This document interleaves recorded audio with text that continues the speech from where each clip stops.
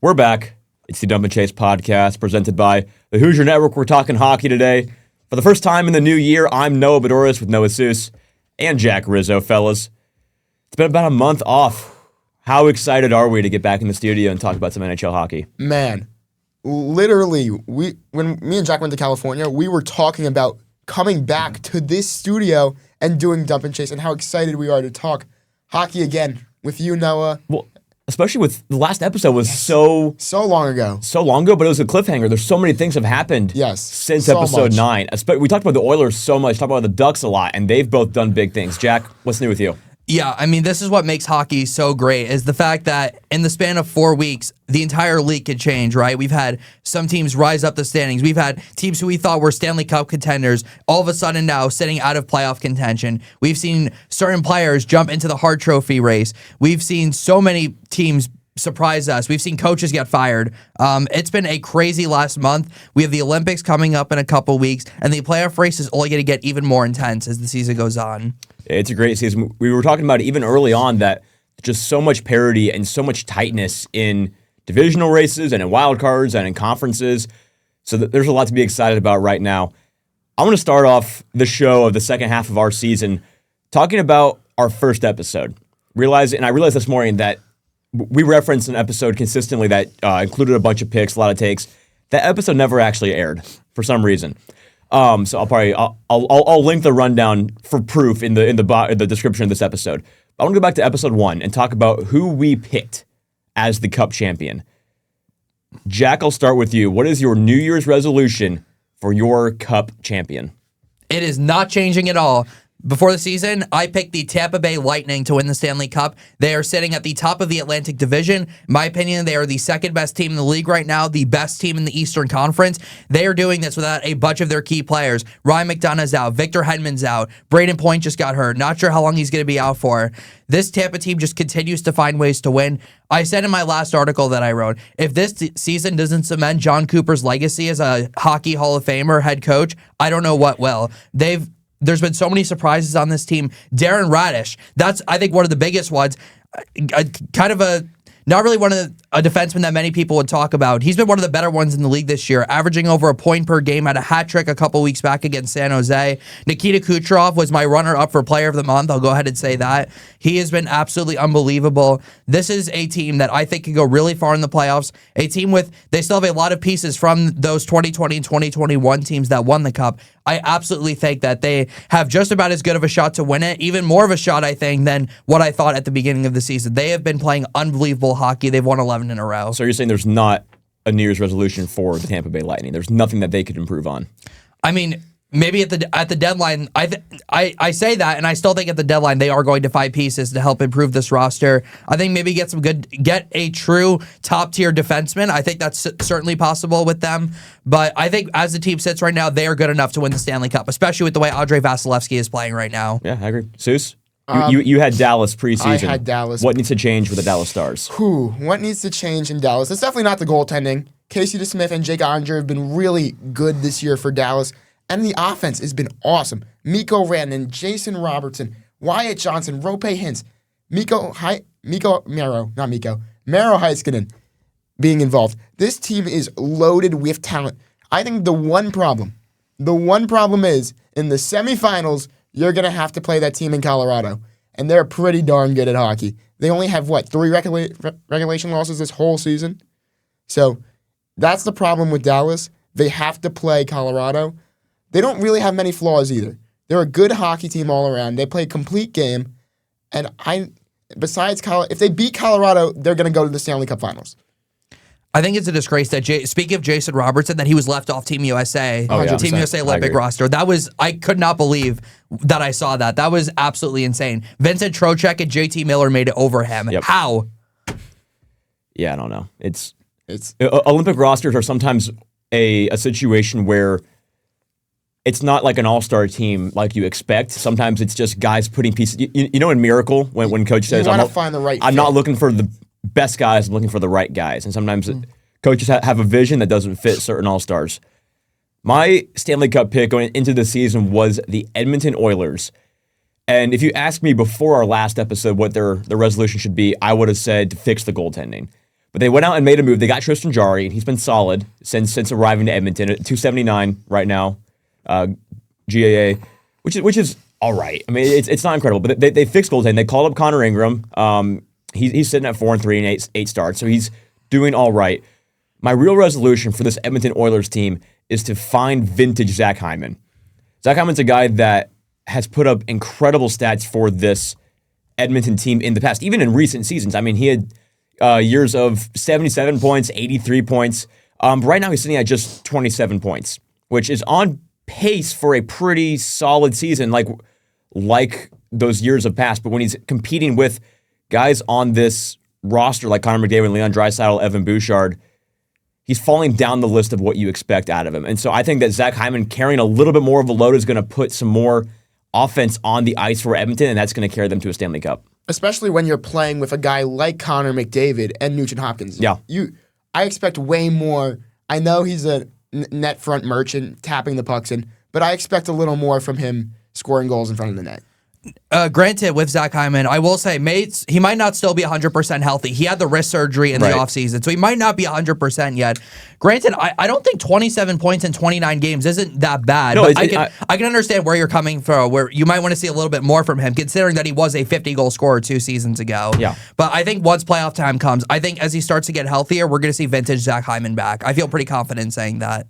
I guess to your point, I would restructure that and say more goal-scoring Zach Hyman. The points aren't the issue, the goals are, because he's typically a very strong goal-scoring forward, but 16 and 11 is his split right now, and that's not typical. He's right-handed Chris Kreider. I think that's a pretty good comparison for him. Yeah, right now he's projected to have 27 goals this season, which is great, but it's not Zach Hyman numbers of great. Right. You expect him to get, 40 to 50 goals every year playing with Connor McDavid? Yeah, exactly.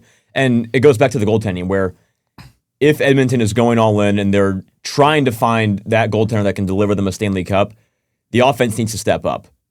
Because if it fails, if Ingram or Jarry aren't the goaltender of the future, you're going to need to score 4 goals to beat a team in the playoffs. Exactly. Edmonton, their team runs through the goal scoring. Mm-hmm. And if the goal scoring isn't scoring, they're out of luck. Yep. And they're not going to make it around in the playoffs if that's the case. Let's transition then to our player of the month. We're on month this episode because it's been since December 11th that we've had a show. Jack, I'll start with you. Who is your player of this past month?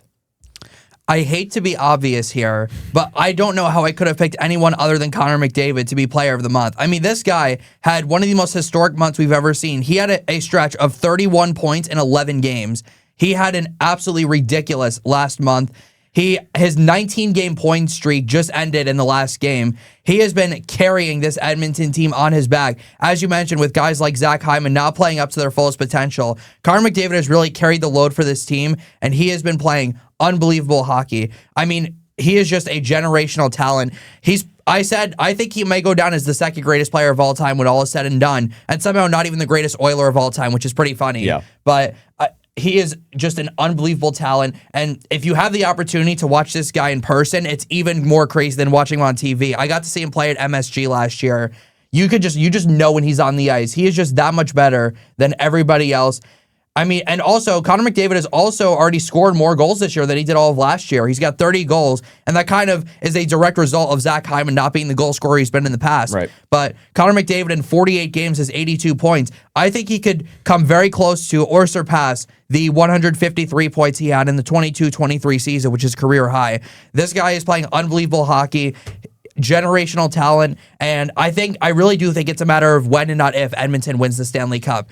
With a guy like him and another top 5 player in Leon Draisaitl, it's only a matter of time before they eventually hoist the Stanley Cup. So we're talking about Edmonton a lot already. With McDavid having a potential career year and front office is going all in, getting those trade pieces that they thought were needed, Edmonton is still 4 points behind first place in what many people would consider to be the worst division in hockey. What's it going to take for the Oilers to get over that hump and win the Pacific? I think, like we said, it's just going to be scoring more goals. When you score more goals and the goaltending duo is alive and active, they can play hockey with anyone. But when they're not scoring, like last night, when they're not scoring, they're not going to win many hockey games because that goaltending duo is not going to hold. There's only 2 teams in the Pacific with a positive goal differential right now. Vegas. And Edmonton. By one. God. Edmonton is +1. That third place team is Seattle, who is at -8, a goal differential. Yeah, I mean, going back to your point about the Pacific, I really don't think Edmonton needs to win the Pacific necessarily. I just think they need to finish. I think top 2 finish would be good because I think they play much better when they're at home compared to on the road. Right. So I think if you just stay in this top 2, which I think they will. So who does that give them in the first round then? Seattle. Seattle. Yeah. They would. I think they'd easily beat yeah, Seattle I or agree. San Jose, whoever is going to Yep. be in there. Last year they were the 3rd, and they started the series in LA. Yeah. They would love to see the Kings again, to be honest with Kings you. aren't going playoffs. I don't. this year. I think Jim Hiller's the next coach to get fired. Really? The Blue I Jackets think just so, fired too. Dean Evison. I think Jim Hiller's I next. said Hiller months ago. We had a segment about Hotsy, and I thought he should have been gone way earlier. But the Kings are hovering just a little bit. Yeah. Yeah. I seem really stupid because I think when we talked about that, I think I said Lindy Ruff would have been on the hot seat, and that looks pretty stupid right now. A little bit, yeah. Yeah. Is there anybody in the West right now that we think can make a run into a wild card spot? This is going to sound really bad. This is going to sound terrible, but I still believe in the Winnipeg Jets a little bit. I do not.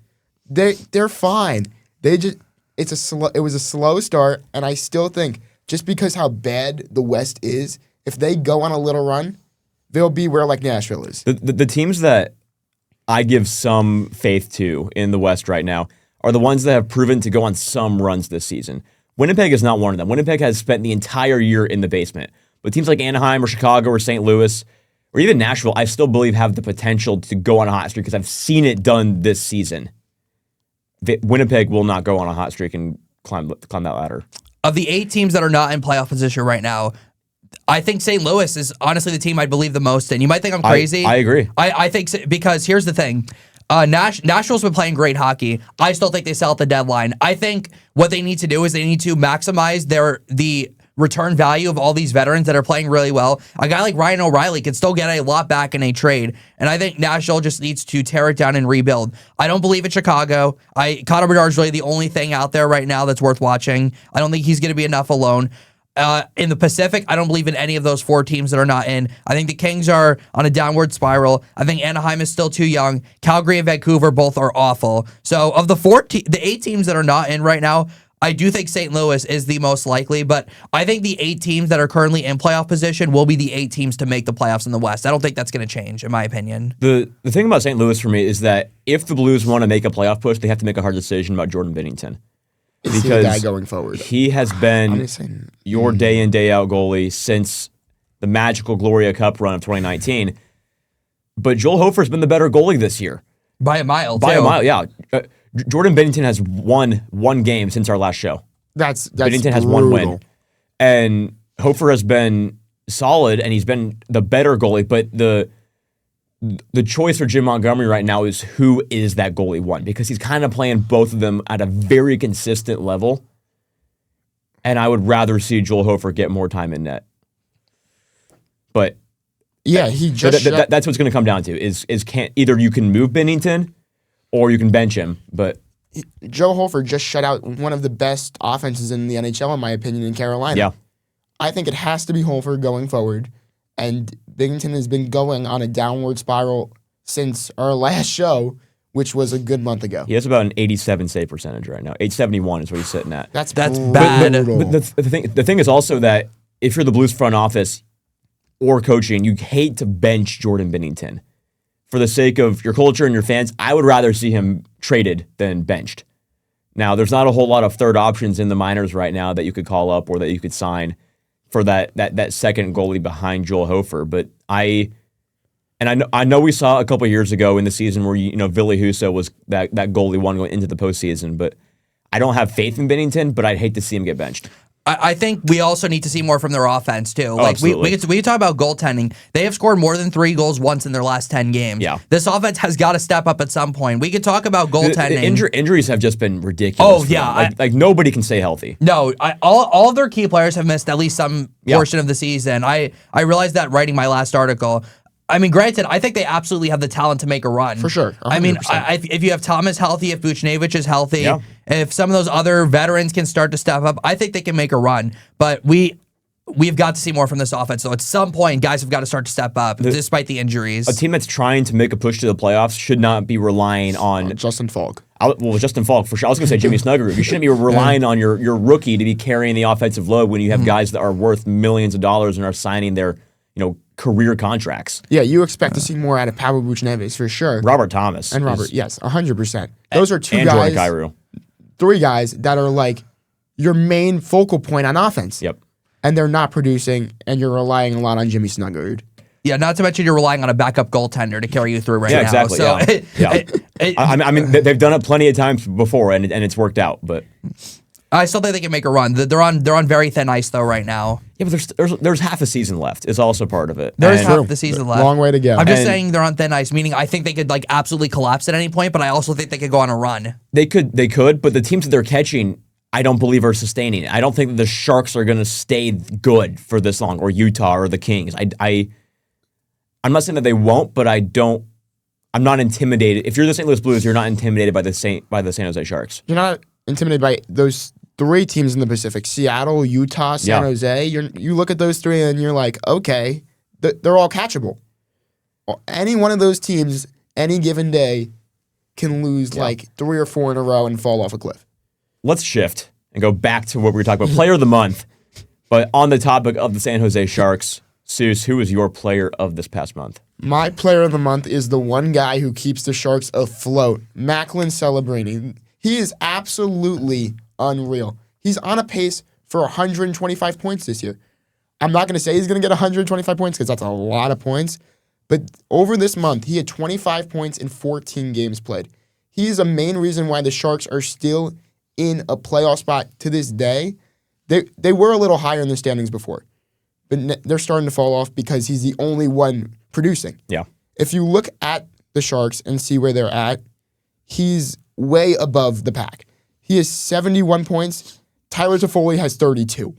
Yeah, the Sharks were a team that we had talked about before, where they're in that category of young teams, kind of like the Blackhawks. Yes. Where a young team led by a very young player and has a solid supporting staff.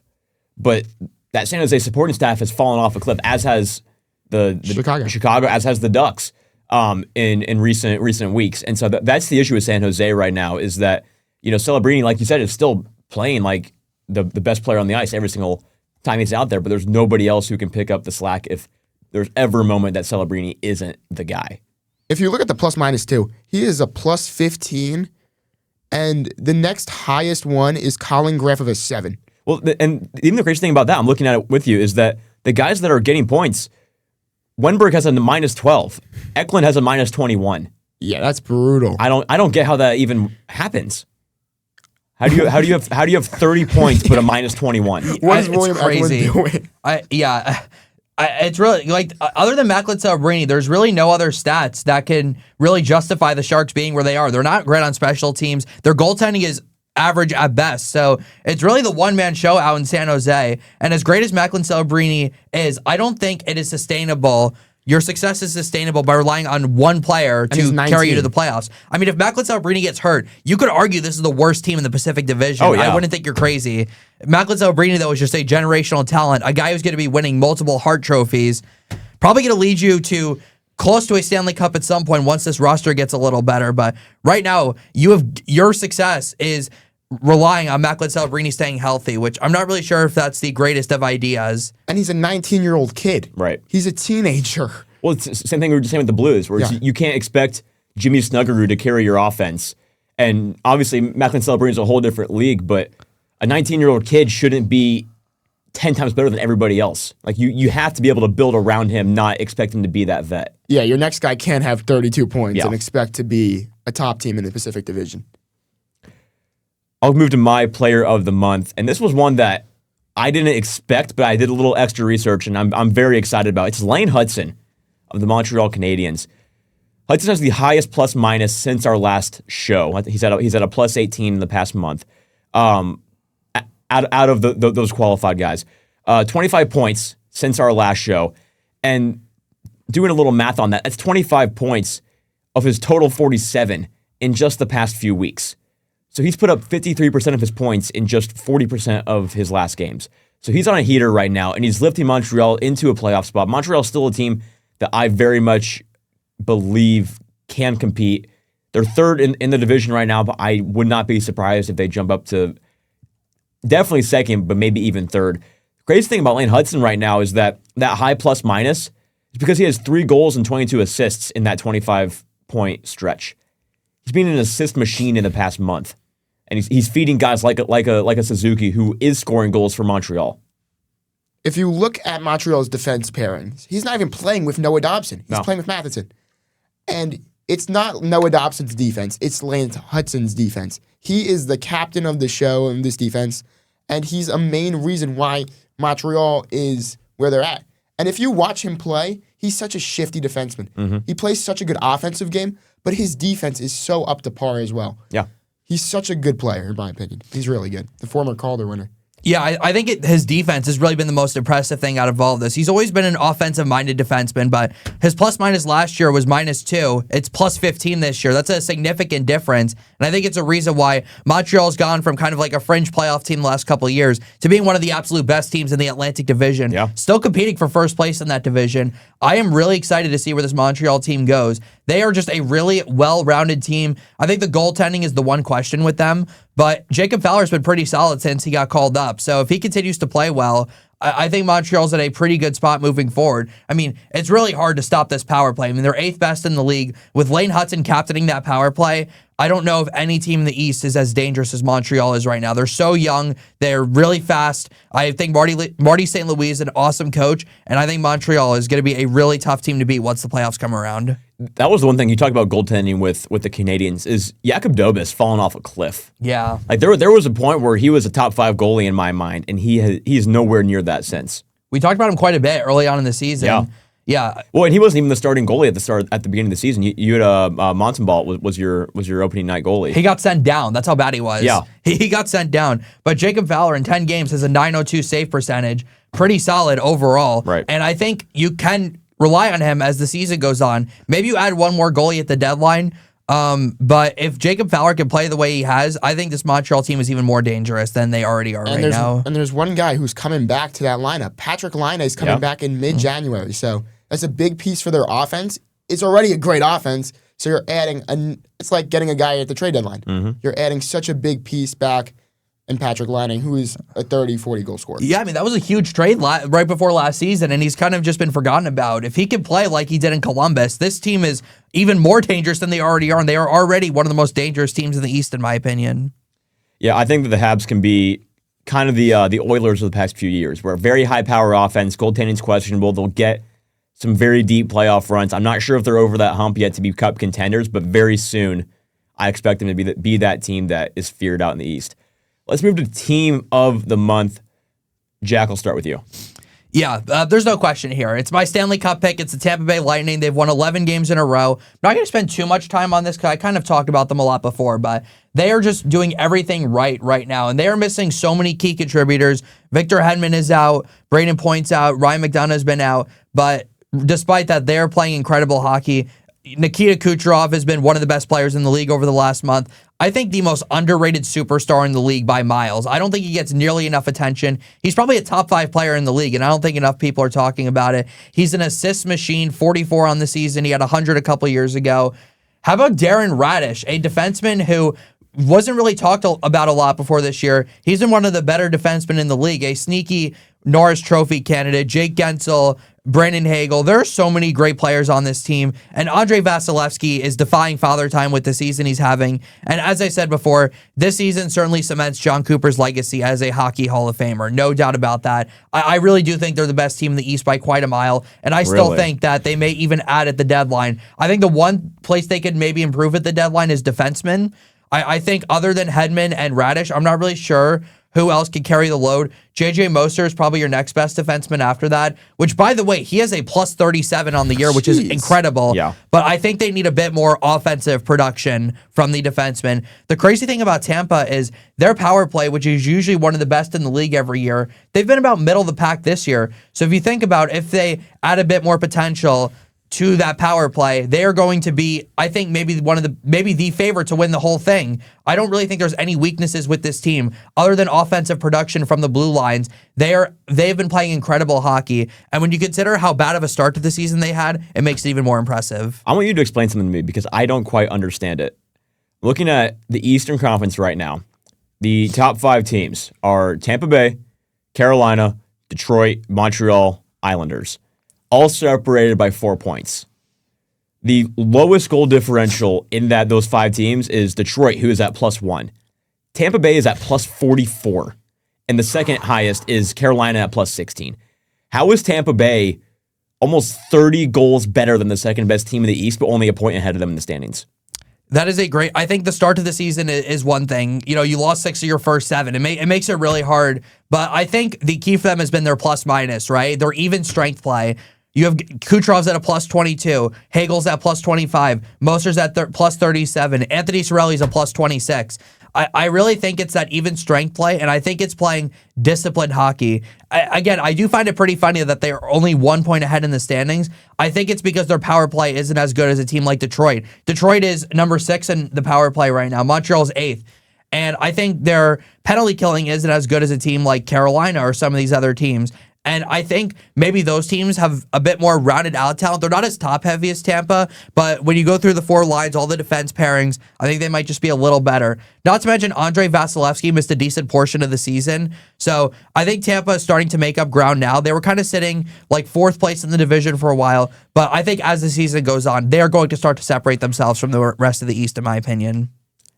I don't think there's much else to say about Tampa. Yeah, we talked about them a lot already. Yeah. They're a really good hockey team. They're like a well-oiled machine. Yeah. At some point, you knew they were going to hit the ground running, and they've won 11 in a row, and I don't think they're going to stop anytime soon. Yeah, we're staying in the East for all 3 teams of the month. Seuss, who's yours? So my team of the month was my team of the week the last time we had a video. The New York Islanders. They don't seem to stop ever, and getting Ilya Sorokin back at full health is just what this team needed. You don't even have Bo Horvat playing hockey right now, and they're still getting guys who are producing. Matthew Barzal has been really good these last couple weeks. Matthew Schaefer's been awesome. Anders Lee's producing. Simon Holmstrom has been amazing shorthanded. He's got shorthanded goals. He scores 5-on-5 goals. Emil Heineman, who, if you would have said I would have been talking about Emil Heineman like I am, I was projected to him. I was thinking he was going to be like a third-line forward who was going to be just a throw-in for Noah Dobson. Mm-hmm. He's been amazing. There's one guy who I'm really disappointed in when I watch this hockey team, Jonathan Drouin. Yep. He was supposed to be this big off-season acquisition, really one final piece for your playoff push, and he hasn't been. He scored 3 goals all year. McKinnon Merchant. Pretty much. Yes. So just going off, he just needs Nathan McKinnon to just play well. The Islanders are a team that I believe is very talented, but I would not be talking about them as highly if they weren't in such a weak division in the Metro. I think that they benefit so much from getting to be in this division where if you get second place, your first round matchup is going to be the Pittsburgh Penguins. What did I say? First place? First round. Yeah. If they're in second place right now, they're going to play the Penguins in the first round of the playoffs if it continues this way. So the Islanders are a team that I am not sold on as being a cup contender, but they're going to be able to make a deep playoff push just because of how their division is lined up and how the NHL playoff format works. So I believe in the Islanders, even though I don't think they're as good as the standings say they are. And when you look at this goaltending duo, even when Sorokin was out, David Riddick was playing absolutely phenomenal. Yeah. And if you have 2 solid goaltenders rolling into the NHL playoffs, I could see an Eastern Conference Finals run happening here. There was a time, hold on. There was a time where a month ago when we were on the show talking about how good the East is and just so much parity and so tight. There's still a lot of parity, but I think all these teams are just bad now. Like I think all of these teams after Buffalo are just not good hockey teams. I mean, Toronto, we still expect to be solid. Florida, we expect to get good once injuries stop. Injuries were an issue for the Devils, but now that that's done, they're still not good. Like, what's the state of the East right now, and why aren't these teams as good as we expect them to be? It's a really good question. I just think I think it's just really. I think the talent level is really close in the East right now. I think injuries have played a big part of it, and I think really It's really hard to understand because we're seeing teams like Buffalo play better than we have in recent years. We've seen so many surprises, and I think it's almost increased the parity across the East. It feels crazy saying that Pittsburgh is in a playoff spot right now. By the way, I do not think that's going to happen. No. I think they're going to fall off. I think the top three in the Metro will be Canes, Caps second, and then Islanders third. I still think the Caps are going to rise and finish second.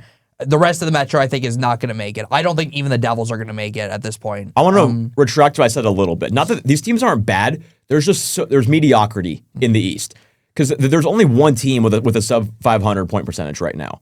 There's not a lot of teams that are terrible, but there's nobody that stands out as being teams that I expect to make deep runs outside of Tampa, Montreal, Carolina. There's only one bad team in the East right now, and you want to know who it is? It's the New York Rangers. Yep, you better believe it. They are the one bad team in the East. Hell, I think Florida could still make a run. Don't call me crazy. I don't care. I don't see it. I'm still bought into Florida. You know what's hilarious about the Rangers? They still have a winning record on the road. Best road team in the NHL, but they're 5. Are they really the best team on the road? I really do think so. They're the best team on the road and the worst team at home. Tampa's perfect on the road, pretty much. They have 5. The Rangers have 5 wins at home this year. Yeah. They're second. They have 15-9-2 is incredible. But then you look for a team that goes 5-13-4 at home. How can you be that bad on home ice? Chris Drury and MSG. They have more overtime losses than home wins. MSG, you have to pay a pretty penny to get in there to watch the Rangers play. Hey, we'll always have 1994. That's all I'm gonna say. You weren't even a thought in 1994. What? You weren't even a thought in 1994. You know what? Shut up. All right.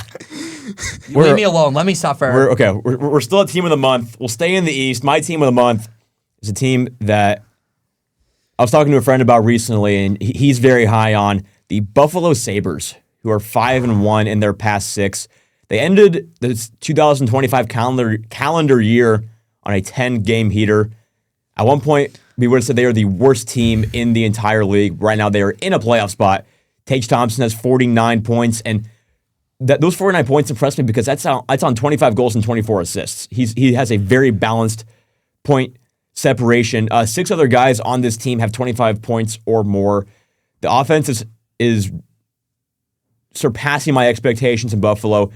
There's still some questions for me in the goaltending. Ukko-Pekka Luukkonen is a guy who has emerged as a solid goaltender, but he's dropped off a little bit.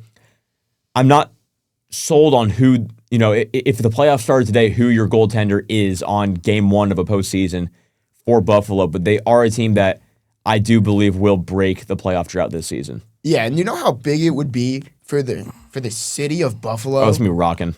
For the Buffalo Sabres to make the playoffs, this is like unheard of. And shout out Josh Doan. He has been absolutely incredible. 34 points in 46 games. Yeah. And this Buffalo team has just been awesome to watch recently. But I do feel like they're just like the Ducks.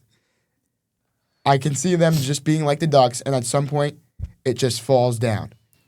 I don't think they're like the Ducks because I think their goaltending is unbelievable. I think Alex Lyon deserves a really massive shout out. He's bounced around from team to team in his career. This is his first year in Buffalo.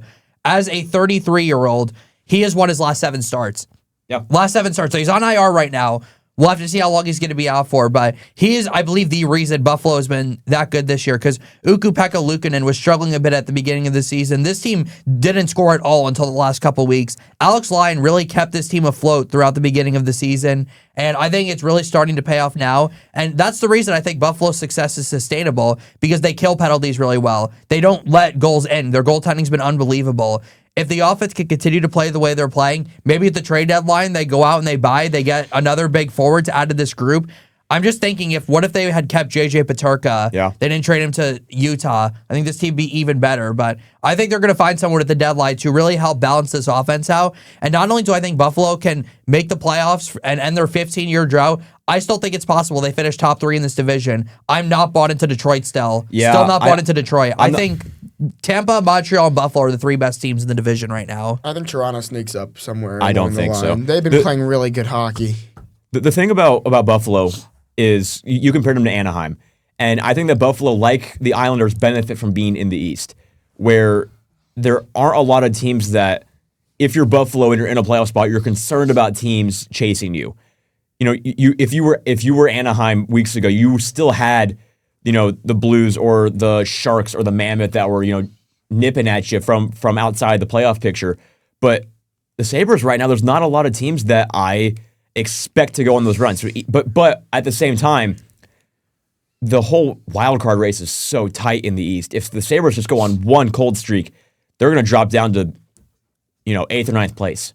I could see Toronto, I could see Washington, and I can see Florida, like Jack said. If they get the guys back, I can see them going on a little bit of a run. Considering they're only, 5 points out of the playoffs without everybody? Yeah. And they have 3 games in hand on Boston. So I think it's wide open. It's anyone's wild card spots for the taking. And Toronto's been playing really good hockey recently. And I've been really impressed with them. I don't think any team annoys me more than Boston does. Yeah. I'm going to be quite honest with that. You have no idea what to expect out of the Boston Bruins in a given week. I mean, they've won 5 in a row, and that's with like Morgan Geekie having a massive goal drought right now. I mean, this guy was sitting second in the league in goals, and I think the last time we talked, and he has not been playing well at all. His goalless streak is still ongoing. He has not scored since December 20th, and somehow the Bruins are still winning. I really do not get them, and I will put my hand down and say that they will not be anywhere close to the playoffs by the end of the year. They're not good enough. I'm going to tell you why the Bruins are winning. It's because of Jeremy Swayman. Yeah. He has been absolutely incredible for this Boston Bruins team. He's in the Vezina race just because of how good he's been this year and how much he's led the Bruins to this now playoff spot that they're in.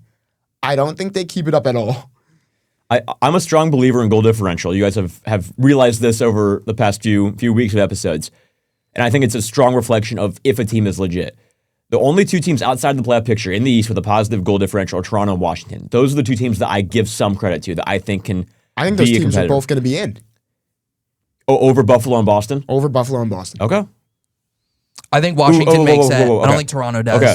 Toronto in a wild card or Toronto over Detroit in the Atlantic? Toronto in a wild card spot. So Detroit's still top 3 in the Atlantic? The third. Okay.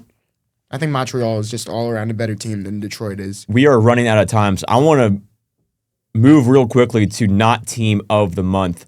Seuss, who's your not team of the month? So my not team of the month was a team that was struggling when they lost their guy. Then they got him back and decided, we're going to struggle some more. The New Jersey Devils. I don't know what Tate McRae has done to this hockey team, but the Tate McRae curse might be real. We might have to look into this. But the Devils have fallen off a cliff. And I'm not saying it's just on Jack Hughes. It's on Jacob Markstrom as well. They lost a 9-0 game over the break to the Islanders. Yeah. What are you doing? Terrible. And they're not that bad of a hockey team when you look on paper, but it's just like, what is happening? Why can't they score? And is this goalie duo really that bad? There's a lot of problems going down in New Jersey, and I think Jack Hughes' injury was the last of the problems. There's still faith in my mind for the Devils because the Pittsburgh Penguins are currently 3rd place in the Metro. Exactly. Like it's not going to take a whole lot for the Devils to get hot and take that 3rd spot. Jack, you're shaking your head. I wholeheartally disagree because Really? I think only 3 teams from the Metro make it. I think Washington's that 3rd team, and I think there's 5 teams from the Atlantic that make it. Like you were talking to Seuss before. I do agree with that. I agree with that. I think you were talking about Toronto getting in favor of Buffalo. I think they just both make it as the 2 wild card teams.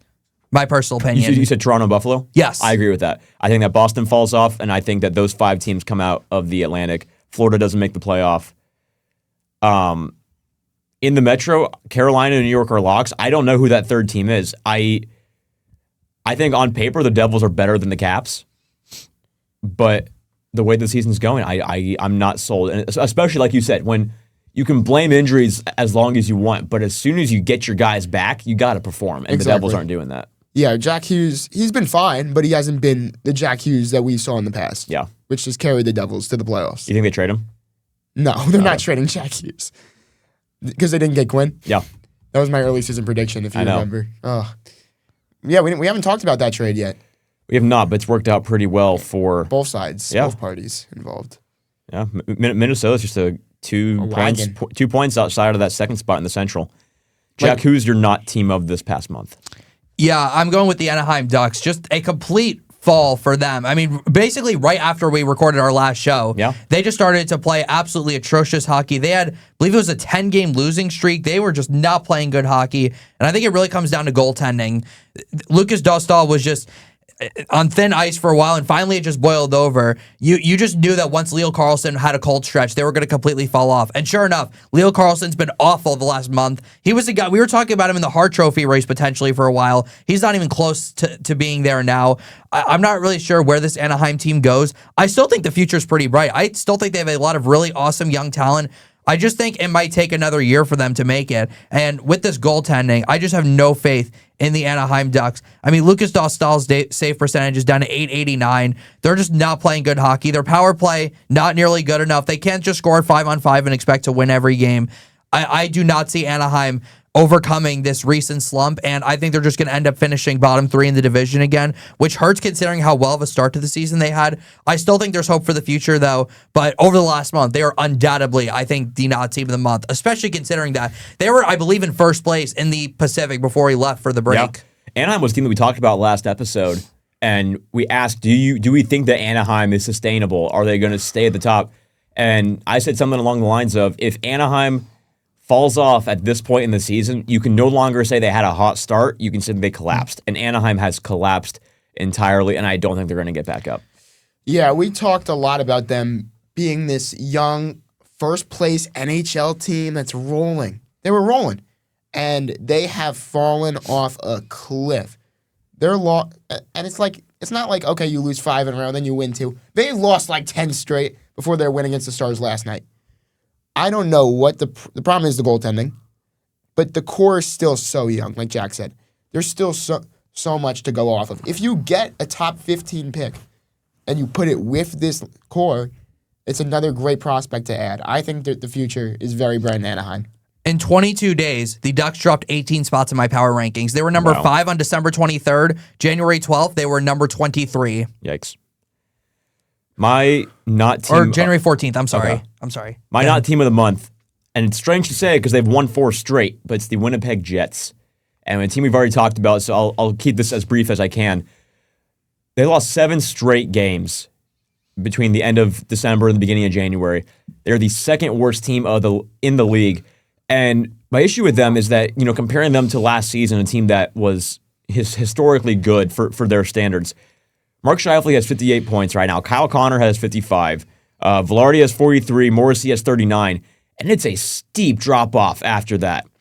Lafalo has 18. Taves has 18. And then it's a gradual after that. But those top 5 guys are carrying the entire offense for Winnipeg. And the goaltending it's been solid. Hellebuck's still at a 273. And you're getting, the backups are solid.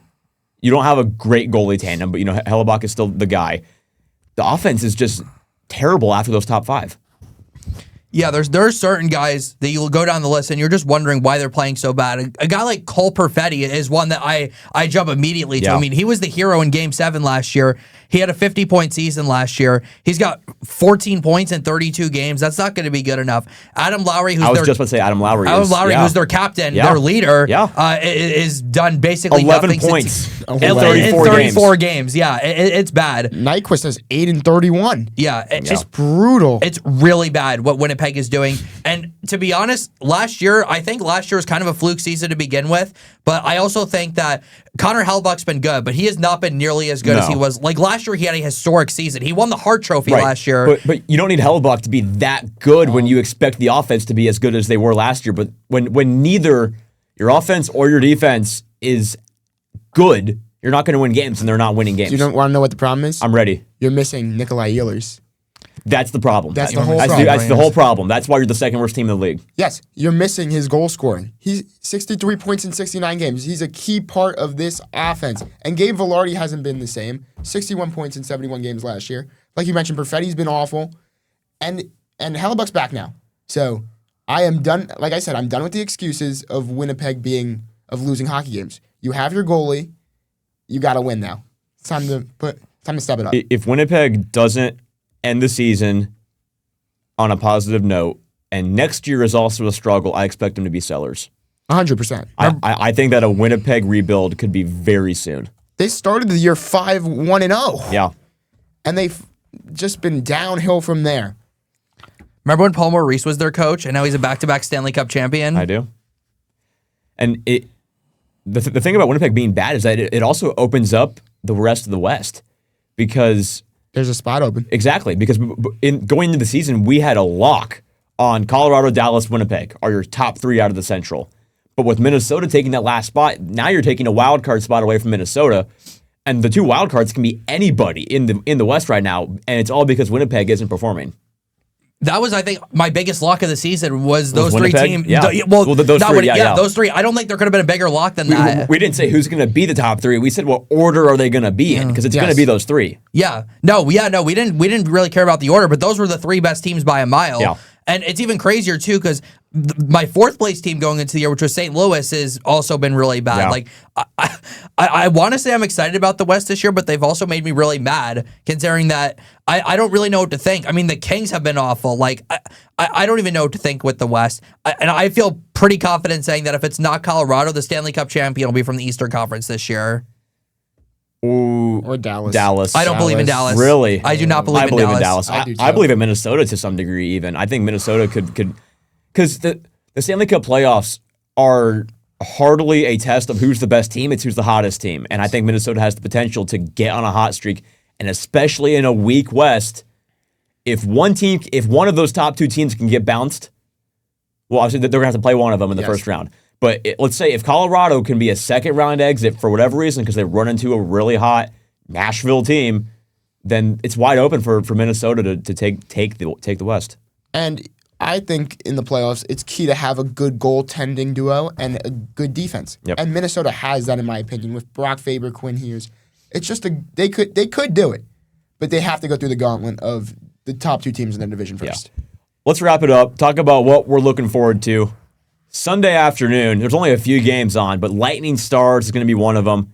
A potential Stanley Cup matchup on Sunday afternoon. Looking forward to that one. I'm sure Jack's looking forward to that one. That was my Stanley Cup prediction I for know the it season. was. What are you going to watch in the next week? I'm watching Buffalo, Carolina That's a on good Monday. one. I'm excited to see what this Buffalo team looks like on the road in a tough game. I feel like we haven't even really talked about Carolina that much this year. I feel like they're just quietly sitting at the top of the Metro because that's just because it's become the standard for them. When they haven't had to compete in the Metro either. They haven't, and I still think there are things they need to improve on. I mean, I think Brandon Boosie's been incredible. Yeah. Another rookie goaltender who's been unbelievable. I'm excited to watch that game. I think that's going to be a nasty, physical, low-scoring game. But I would like to see Buffalo, Carolina in a playoff series. I think it'd be just such a physical series, and I'm excited to watch that game. Seuss? I'm excited for Sharks Lightning. The Lightning been rolling lately, and they're playing. The Sharks need to win. The Sharks need to win terribly because they're slipping out of a playoff spot entirely. So I'm excited to see Macklin Celebrini take on this tough Tampa Bay Lightning team. They've won 7 of their last 10, though, San Jose, so how could they be slipping out of a playoff spot? I feel like they're just falling off. It's not because where they were. I agree with you. I think they are on thin ice because Macklin's the only player who's really doing anything for them. But right now, they are pretty hot, to be quite fair. But I agree, though. I think if Macklin has a cold stretch, they are going to be toast in the West. If Macklin gets injured, they're toast. Oh, yeah. All right, final thoughts. Keep it brief. Anything. U.S. World Juniors was awful. Terrible. So is Canada. So yeah, that's a plus. Yeah. Jack? Rangers suck. Blues suck. That'll do it for us for this week's installment of the Dump and Chase podcast presented by the Hoosier Network. I've been Noah Bedoris with Jack Rizzo and Noah Seuss. We'll see you next week.